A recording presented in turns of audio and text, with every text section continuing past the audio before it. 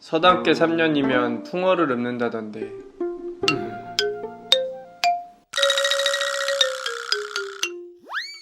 인프제 채널 편집자는 아이패드를 과연 얼마나 잘 활용하고 있을까요? 오늘은 인프제님을 능가할 최고의 공부 어플을 소개해보겠습니다. 안녕하세요, 인프제 채널의 반쪽입니다. 오늘은 많은 분들이 리뷰를 요청해주셨던 마진노트 3를 소개해보도록 하겠습니다. 이 마진노트 3는 독서용 어플로도 굉장히 유명한데요. 오늘은 아이패드와 함께 공부용으로 활용하는 방법에 대해서 알아볼게요. 이 어플은 마인드맵이라는 굉장히 특별한 기능을 가지고 있는데요. 연관된 부분들을 그룹화하는 게 굉장히 간단해서 이 기능을 잘 활용한다면 빠르게 전체 내용을 스캔할 수 있고 원하는 세부 내용들을 쉽고 빠르게 찾아볼 수가 있습니다. 그럼 지금부터 사용법에 대해서 같이 알아볼게요. 지금부터 마진노트 3의 기본적인 인터페이스부터 활용 방법까지 소개해 보도록 하겠습니다. 마진노트 3를 실행하시면 다음과 같은 화면이 나오게 되는데요. 이 마진노트 3는 크게 세 가지 카테고리로 나눠집니다. 좌측에 보시면 도큐멘트, 스터디, 리뷰로 나눠지는데요. 도큐멘트 같은 경우에는 우리가 독서를 하거나 간단한 필기, 메모 등을 할 때 사용하는 기본적인 노트 앱의 기능을 제공하고 있고요. 두 번째 스터디, 이게 이 어플의 주요 강점인 마인드맵을 구성하고 열람할 수 있는 페이지가 되겠습니다. 마지막으로 리뷰는 카드 덱이라고 해서 내가 원하는 문단이나 그림, 문장들을 발췌해서 퀴즈 형태로 만들어서 내가 원하는 부분을 학습할 수 있는 기능인데요. 저는 개인적으로 이 리뷰 기능보다는 마인드맵을 형성하는 이 스터디 페이지가 굉장히 유용하다고 생각을 해요. 우선 처음으로 돌아가서 도큐멘트부터 설명을 해드릴게요. 아이패드로 PDF 파일을 저장해서 이 마진노트 3로 불러오게 되면 이 도큐멘트 페이지에 이렇게 PDF 파일이 형성이 되어 있을 텐데요. 들어가서 기본적인 인터페이스를 확인해 보도록 하겠습니다. 좌측 상단의 연필 아이콘을 클릭하면 다양한 아이콘들이 형성이 되는 걸 보실 수 있는데요. 첫 번째 손가락 아이콘을 클릭하면 페이지를 넘기는 기능을 제공하고요. 알파벳 버튼을 누르면 내가 선택한 부분을 색깔을 칠해주거나 아까 설명했던 마인드맵으로 저장을 해주거나 카드 덱을 형성해서 나중에 퀴즈로 만들거나 하는 기능을 사용하실 수 있어요. 색깔 같은 경우에는 기본 프리셋으로 제공되는 색깔 이외에도 팔레트 버튼을 누르면 내가 원하는 패턴이나 색상을 선택할 수 있습니다. 그래서 이 문장을 마인드맵으로 보내놓고 이따가 마인드맵을 설명할 때 이 페이지가 어떻게 이동이 됐고 어떻게 응용이 가능한지 설명을 해드릴게요. 두 번째 네모 아이콘을 클릭하면 한 줄, 두 줄 단위로 선택하는 게 아니라 보다 넓은 범위의 부분을 한 번에 선택할 수 있습니다. 이거는 표나 그림을 포함해서 많은 문단들을 내가 저장하고자 할 때 굉장히 유용한 기능이 되겠는데요.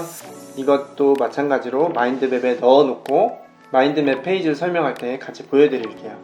다음 아이콘을 클릭하면 이렇게 많은 문장 중에 내가 원하는 부분만 뽑아서 저장을 하기 원할 때는 이렇게 내가 원하는 부분만 선택을 해서 부분적으로 이동하거나 색깔을 칠해줄 수도 있습니다. 다음은 설정인데요. 여러가지 툴을 이용해서 선택한 부분을 자동으로 마인드맵으로 넣어주는 기능을 사용할 수도 있고요. 자동으로 카드 덱으로 이동시켜주는 기능을 사용할 수도 있습니다. 끝에 보시면 OCR 기능도 제공하고 있는데요. 이 어플이 아무래도 영문 전용 어플이다 보니까 영문 같은 경우에는 인식률이 굉장히 높지만 한글 같은 경우에는 인식률이 조금 떨어지는 단점은 있어요. 세로 슬래시 오른쪽에 있는 아이콘들은 내가 자유롭게 노트를 할 수 있는 아이콘들인데요. 첫 번째 아이콘을 클릭하면 이거는 펜슬 아이콘이에요. 원하는 부분을 확대해서 필기를 해줄 수가 있습니다. 펜슬 아이콘을 한 번 더 클릭하면 밑줄 기능, 색깔 변경 기능, 굵기 등을 제공하고 있고 이 역시도 마찬가지로 스포이드 아이콘을 클릭하면 내가 원하는 색깔을 커스터마이징 할 수 있습니다. 다음은 형광펜 아이콘인데요. 내가 원하는 부분은 형광펜을 칠할 수 있고 이 역시도 밑줄 기능을 해서 반듯하게 선을 긋는다거나 두께, 색상 등을 선택할 수 있습니다. 그 다음은 지우개 아이콘인데요. 이렇게 쉽게 터치해서 내가 필기한 부분이나 색칠한 부분을 간단하게 지워줄 수가 있습니다. 그 다음은 텍스트 상자로 클릭하면 내가 원하는 부분을 쉽게 텍스트 형태로 지정해 줄 수 있습니다. 마지막은 내가 필기한 부분을 선택해서 자유롭게 이동할 수 있는 버튼이 되겠고요. 사진 아이콘을 클릭하면 아까랑 마찬가지로 색깔을 지정하거나 마인드맵으로 저장, 카드 덱으로 저장하는 기능을 제공하고 있습니다.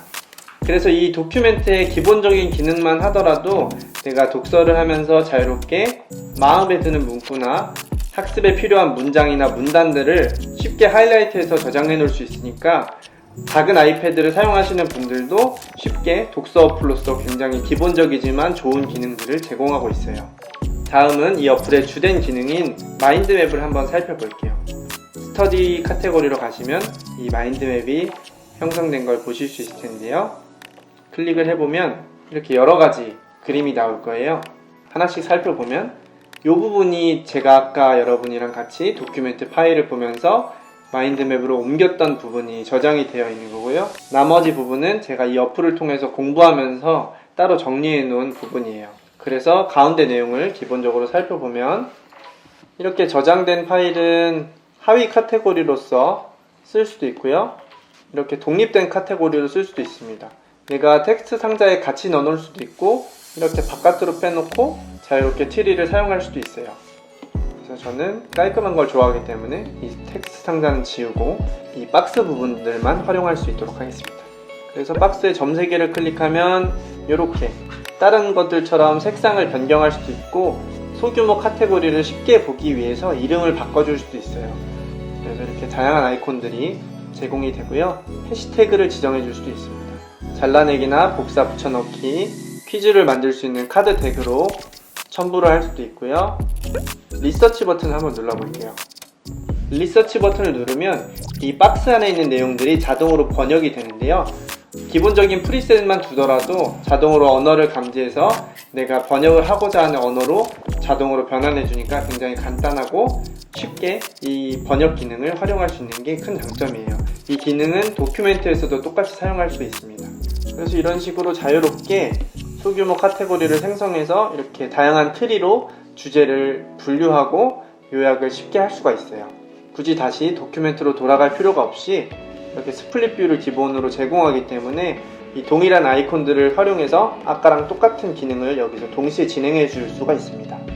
그래서 추가로 또 내가 박스를 만들고 싶다 하면 이렇게 만들면 또 생성이 되죠. 마인드맵이 잘 보이지 않는다면 스플릿 뷰를 줄여서 마인드맵을 크게 볼 수도 있고요. 또 하위 카테고리를 나누거나 동일한 카테고리 선상에 이렇게 같이 둘 수도 있습니다. 그래서 이렇게 쉽게 마인드맵 형태로 학습하고자 하는 내용을 소규모 카테고리로 분류해서 쉽게 요약 정리를 하고 나중에 이 마인드맵만 보더라도 내가 원하는 부분을 쉽게 찾거나 흐름을 파악하는 데 굉장히 유용한 기능이라고 볼 수 있어요. 그래서 제가 만들었던 노트를 살펴보면 큰 대제목 안에 내가 공부하고자 하는 다양한 일반 사항들과 그림, 표들도 이렇게 쉽게 구성이 가능하니까 내가 원하는 대로 공부의 흐름을 구성할 수가 있고 복습할 때도 이렇게 쉽게 분류된 부분을 찾아볼 수가 있으니까 굉장히 공부하기에 유용한 기능이라고 생각이 됩니다. 그리고 좌측에는 내가 구성한 박스들을 하나씩 보여주고 쉽게 찾아볼 수도 있고요. 이거는 여기서 확인할 수도 있고 내가 원하는 부분을 클릭하면 이 우측에 PDF 파일에서도 그 부분으로 이동이 되니까 원하는 부분만 보고 싶으면 왼쪽을 보고 여기에 속한 전문을 보고 싶으면 오른쪽을 참고해서 이런 식으로 쉽게 학습하고 복습하기에 굉장히 좋은 기능을 제공하고 있습니다.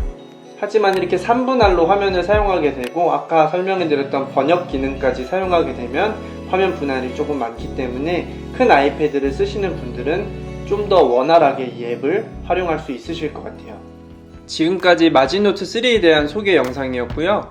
저처럼 공부할 때 대략적인 큰 그림을 먼저 그려놓고 세부 내용을 하나씩 살펴보면서 요약 정리하는 걸 선호하시는 분들, 그리고 복습을 조금 더 체계적이고 효율적으로 하기를 원하시는 분들에게 오늘 영상이 도움이 되셨으면 좋겠고요.